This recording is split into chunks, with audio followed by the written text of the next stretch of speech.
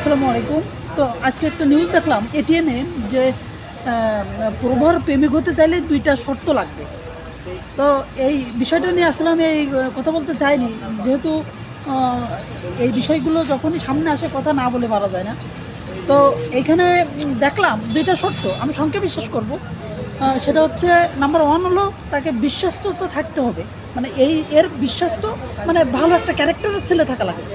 আর number 2 হচ্ছে কোনো প্রকার মাদক দ্রব্য গ্রহণ করা যাবে না। এখন আমি যদি এই 2টার ভিতরে থাকি, মানে আমি আছি, এবার আমি কি তার প্রেমিক হবো? এটা হলো শোনো। আর এই কথাটা শুধু আমার না, এর শত শত লক্ষ লক্ষ ছেলে আছে যে বিশ্বস্ত ছেলে, আপনার মাদক গ্রহণ করে না, এরকম অ্যাভেলেবেল ছেলে আছে। তাহলে এইটা নিয়ে নিউজ করার কি দরকার ছিল? আর এই যে প্রভাত যে বয়সটা দেখলাম, আমার মনে হয় উনি আমার মার বয়সী লোক। হ্যাঁ, যে আল্লাহ মাফ করুক, এই কথাটা আসলে এভাবে বলা ঠিক না।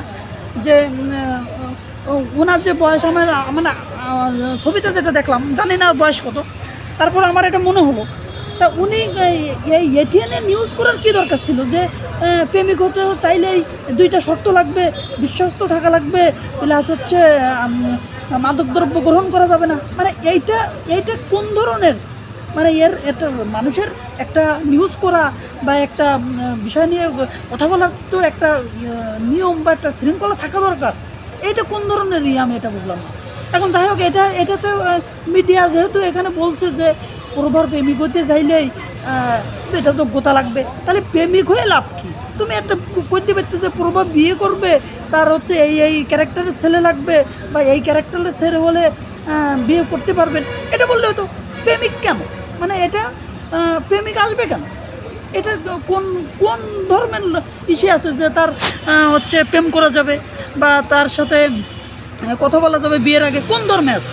আমি তো, আমার তো জানা মতে তো নাই, কোনো ধর্মের তো এটা নাই। আর এটা তো বিধিনীতি আছেই। তাহলে এইখানে এই নিউজটা করার দরকারটা কী ছিল?